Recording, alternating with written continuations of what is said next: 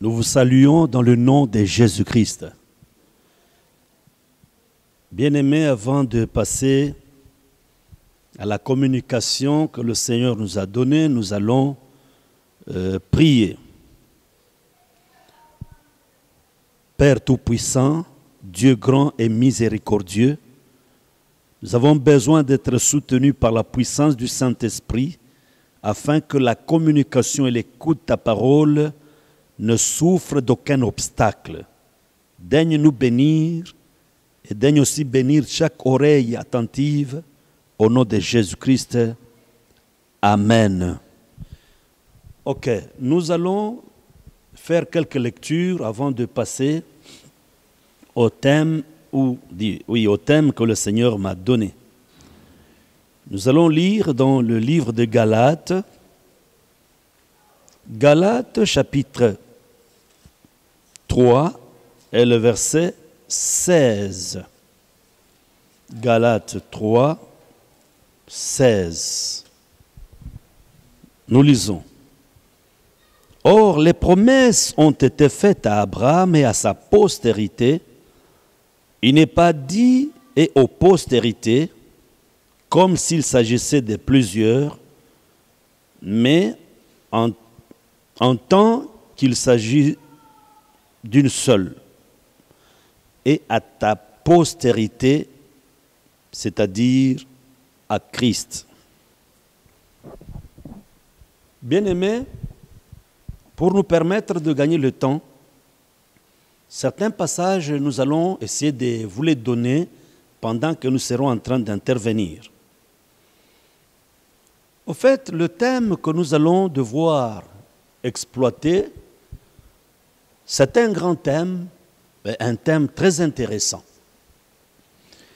Dans la lecture que nous avons faite, nous avons trouvé qu'il y a un mot ou un terme très important, c'est le mot promesse. Alléluia.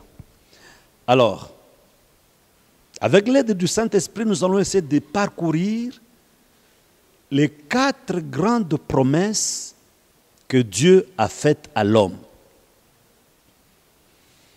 La première, c'est la promesse que Dieu avait faite à Abraham par rapport à sa progéniture sur le plan biologique ou sur le plan physique. Dieu dit à Abraham, tes descendants seront étrangers ou esclaves dans un pays étranger, et là, ils seront sous la servitude pendant plus de 400 ans. Mais au temps marqué, tes descendants sortiront de la servitude et iront dans la terre que je te promets, à toi et à ta postérité. Suivez-moi bien, mes amis. Avant que nous puissions continuer, il y a un élément que j'aimerais souligner. La Bible dit ceci, que Dieu n'est pas un homme pour nous mentir. C'est que lorsque Dieu dit quelque chose, lorsque Dieu fait une promesse, il est derrière cette parole, il est derrière cette promesse jusqu'à son accomplissement. Alléluia. Alors, Dieu dit à Abraham que ta postérité quittera l'esclavage et entrera dans la terre que je te promets à toi et à cette postérité-là. Écoutez bien, mes amis, il y a promesse et promesse. Dans cette première promesse que Dieu a faite à une tribu, à un peuple, il y a eu de petites promesses qui se sont certainement réalisées. Et chaque promesse que Dieu avait faite à Israël, s'était réalisée en son temps et selon Dieu. Alléluia. Alors, les exemples sont multiples. Je vais vous demander de parcourir la marche d'Israël depuis l'Égypte jusque dans la terre promise. Même si il y avait des obstacles, même si tout le monde n'est pas entré, mais un reste de la descendance d'Abraham, un reste est entré. Ça, c'était la première promesse que Dieu avait faite à un peuple. Et ce que Dieu avait dit, c'était réalisé. Vous savez, souvent, nous avons des difficultés. D'abord, soit à écouter, à entendre les promesses que Dieu fait. Beaucoup de gens ont un grand problème à ce niveau-là. Mais d'autres aussi, lorsque Dieu promet, alors, en attendant le temps de la réalisation, plusieurs d'entre nous, soit nous nous fatiguons, nous nous lassons, soit nous arrivons même à quitter la voie qui était prévue pour que nous puissions arriver à ce que Dieu avait promis. Ou souvent, entre le jour de la promesse et le jour de la réalisation, il y a certaines réalités qui font que nous arrivons à fléchir. Mais je suis venu te dire, mon frère, la promesse que Dieu t'a faite, même si elle tarde, nous dit la Bible, elle finira par se réaliser. Alléluia. Alors prends courage. Continue à croire encore. Continue à faire encore confiance en Dieu. Alors là, c'était la promesse faite à un peuple. Mais à toute l'humanité. Alléluia. À toute l'humanité, Dieu a fait 3 grandes promesses. Écoutez bien.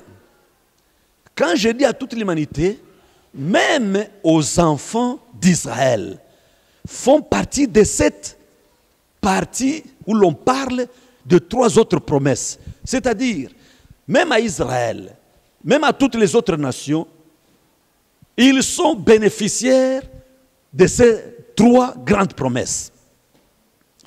Écoutez, la deuxième promesse, qui est dans cette deuxième partie des promesses, de ces 3 grandes promesses, la deuxième promesse, lorsque Dieu voit que le monde est dans le péché, le monde est sous la puissance du malin, le monde est esclave du diable, Dieu a fait une promesse. Vous allez trouver cela dans le livre de Matthieu, chapitre 1, versets 21 à 23, où Dieu dit qu'un enfant naîtra, Jésus-Christ, il viendra pour sauver son peuple. Alléluia. Quand nous parlons du peuple, il ne s'agit pas seulement de la tribu d'Israël, non, ou du peuple d'Israël, non. Il s'agit de toute l'humanité.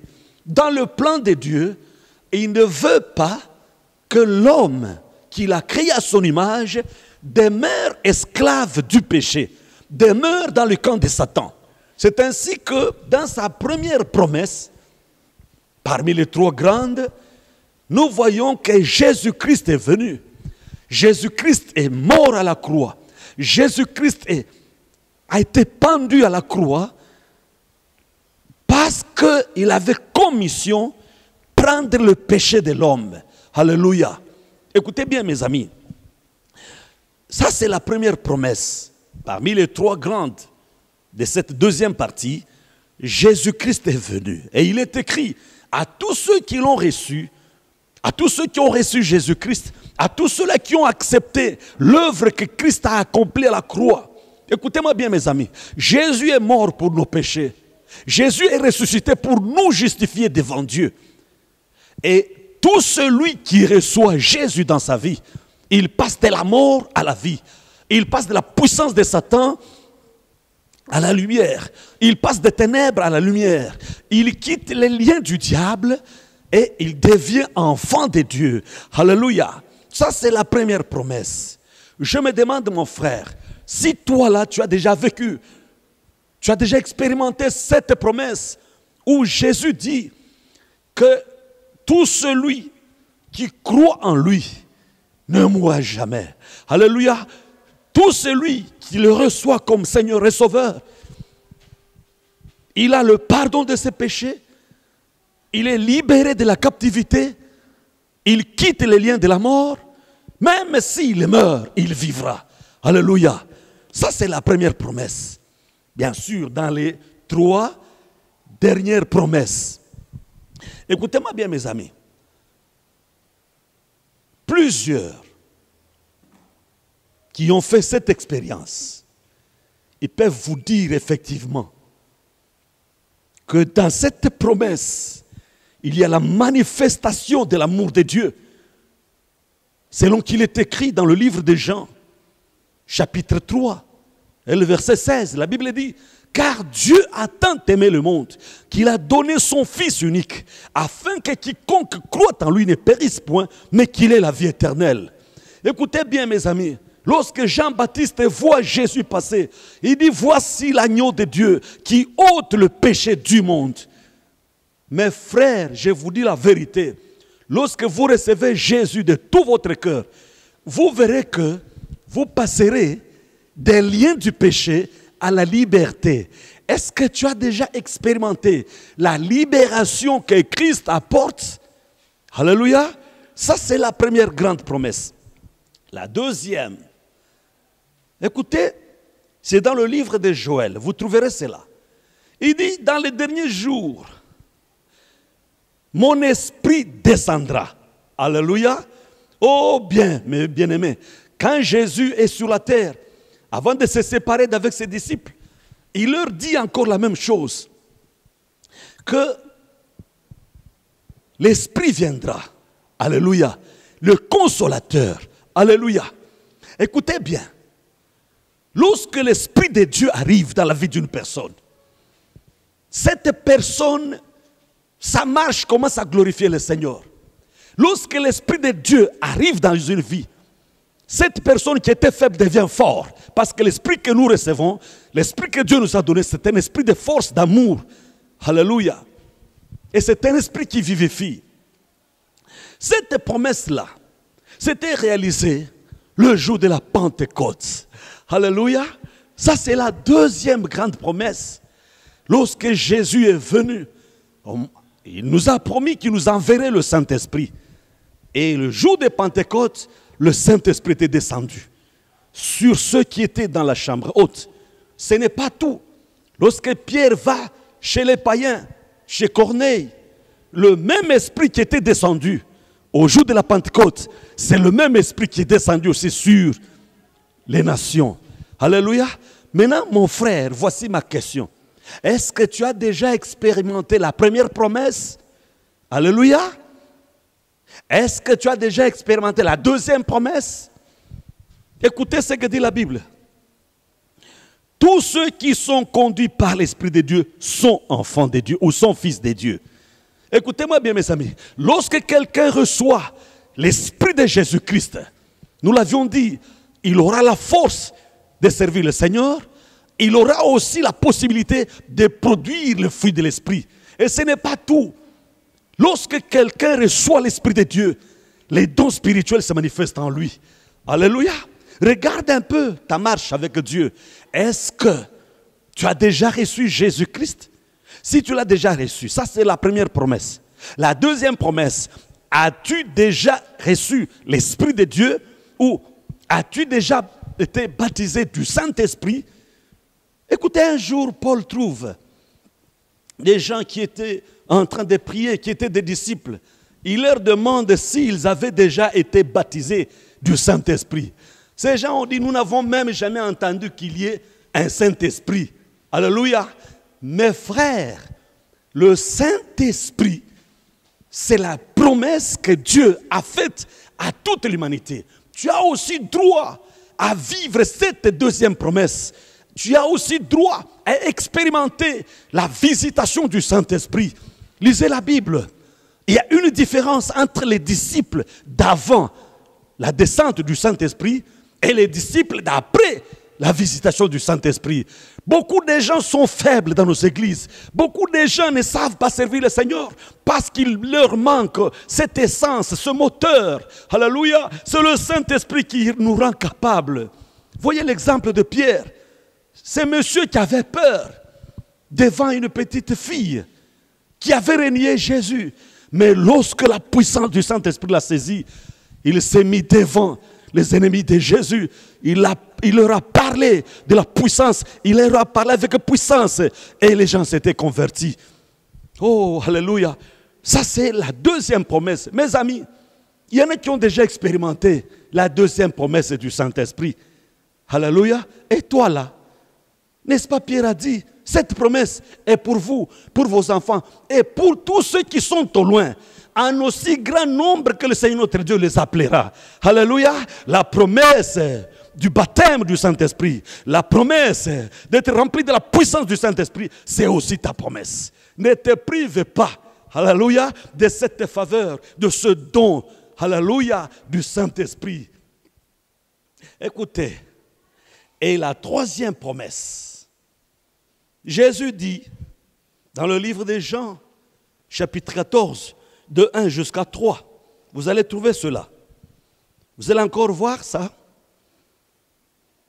dans le livre des Actes des Apôtres, chapitre 1er, de 10 à 11.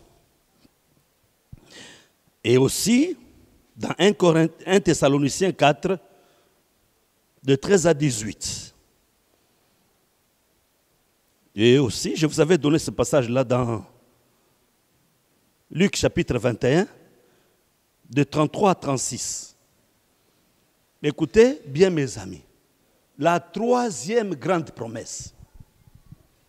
Il y en a déjà qui ont expérimenté la première promesse, celle de recevoir Jésus pour qu'il soit libéré du péché, pour qu'il passe de la puissance de Satan à la lumière de Dieu.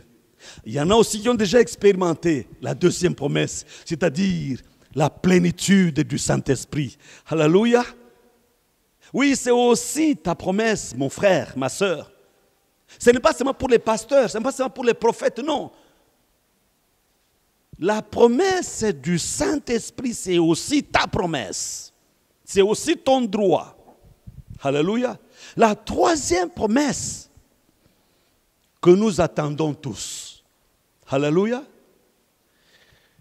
Jésus dit que votre cœur ne se trouble point. Croyez en Dieu, croyez aussi en moi. Je vais vous préparer une place. Et lorsque je m'en serai allé et que je vous aurai préparé une place, je reviendrai et je vous prendrai. Alléluia. Ça, c'est la troisième promesse que toute l'humanité attend. Le retour de Jésus-Christ. Mes frères, il est temps que nous puissions dire au monde que Jésus-Christ revient. Et quand Jésus dit, quand la Bible dit que Jésus revient, c'est la vérité. Cette parole s'accomplira certainement. Ne faisons pas comme ce qui est écrit dans le livre de 2 Pierre, chapitre 3, de 1 à 10. Vous allez trouver ça. Il y a des gens qui disent, mais où est l'accomplissement de cette promesse? D'ailleurs, depuis que le monde existe, tout demeure le même. Non, mes frères. Si Jésus tarde, c'est pour qu'il y ait des gens qui puissent se convertir. C'est pour qu'il y ait des gens qui puissent se repentir. C'est pour qu'il y ait des gens qui puissent expérimenter la première promesse, celle d'avoir la vie éternelle. Alléluia. Écoutez encore, mes amis. Jésus dit ceci. Dans 1 Thessaloniciens chapitre 4, je vous avais donné ça. Il dit, ce jour-là, à un signal donné, au son de la trompette de Dieu, le Seigneur lui-même descendra du ciel. Alléluia. C'est une promesse que nous attendons tous. La Bible dit que les morts en Christ, ils ressusciteront. Et nous les vivants qui serons restés, nous serons tous transformés et nous irons tous enlevés. Nous serons enlevés et nous irons à la rencontre du Seigneur sur les airs. Je vous dis la vérité, cette parole du retour de Jésus-Christ s'accomplira certainement. Comme la première faite à Abraham, c'était accompli. Israël est parti de l'esclavage pour entrer dans la terre promise. La deuxième, celle de la venue de Jésus-Christ pour nous sauver des liens de la mort. Cette deuxième s'était accomplie, mes amis. La troisième s'était aussi accomplie, celle de la venue du Saint-Esprit. De la même manière que toutes ces promesses se sont réalisées, de la même manière, cette promesse du retour de Jésus s'accomplira, et il s'accomplira certainement. Écoutez-moi bien, mes amis, il est écrit dans le livre dans le Nouveau Testament, dans les 4 évangiles, c'est presque repris un peu partout là. Vous allez trouver qu'il y a des gens qui étaient là, mangeant, buvant, alléluia, et ignorant que Christ va revenir. Écoutez bien. Oh, dans ce passage, on nous donne l'exemple de ce qui est arrivé du temps de Noé. Les gens étaient là, en train de manger, de boire. Les gens étaient dans la distraction jusqu'au jour où Noé entra dans l'arche. Une petite parenthèse que j'aimerais ouvrir là-bas. Écoutez bien, mes amis. Il y a quelque chose que je n'arrive pas à comprendre. L'homme méprise ou l'homme n'écoute pas l'invitation de Noé, mais les animaux en brousse, les lions, les lapins, l'éléphant, ils entendent la voix du Seigneur. Ils vont au rendez-vous pour aller entrer dans l'arche. Mais l'homme, alléluia, en ce temps-là, il n'y avait que Noé et sa famille qui furent sauvés. Et les autres là, oh je te supplie, mon ami, la Bible dit que ne dormions pas, veillons, parce que nous ne savons ni le jour ni l'heure. Alléluia. Même Jésus lui-même dit, moi je ne connais pas, mais seul le Père connaît le jour. Alors que chacun de nous retienne ceci, que de la même manière que les autres promesses étaient réalisées, c'est de la même manière aussi la promesse du retour de Jésus-Christ s'accomplira. Alors, ne dormons pas, ne continuons pas à être distraits, parce que ce que Dieu a dit va arriver. Écoutez, il est écrit que ce jour-là, 2 personnes seront dans un même lit. L'une sera prise et l'autre laissée. 2 seront dans un même champ. L'une sera prise et l'autre laissée. Je te prie de ne pas être distrait. Si tu entends cette parole, c'est pour te dire que nous attendons tous l'accomplissement de la 3e promesse ou de la 4e promesse. Et cette promesse s'accomplira. Jésus-Christ revient. Ne continue pas à être distrait. Bien-aimés, ici, je vous parle en pleurant, comme le disait Paul, que nous ne soyons pas distraits par qui que ce soit. Et que même le message que nous donnons pendant ces temps, il ne faut pas que ça soit seulement pour le ventre. Non. Paul dit ceci, si c'est pour cette vie seulement que nous espérons en Christ, nous sommes les hommes les plus malheureux de tous les hommes. C'est pour dire que bientôt là, la trompette va sonner. Qu'est-ce que toi tu deviendras? Qu'est-ce que je viendrai? Qu'est-ce que je deviendrai? Le jour où la trompette sonnera, tu iras où et tu diras quoi? Écoutez, il est écrit que tout ce qui est caché sera révélé. Et tous nous passerons chacun devant le Seigneur pour rendre compte de ce qu'a été notre vie sur cette terre. C'est loin de moi la pensée de nous terroriser, non.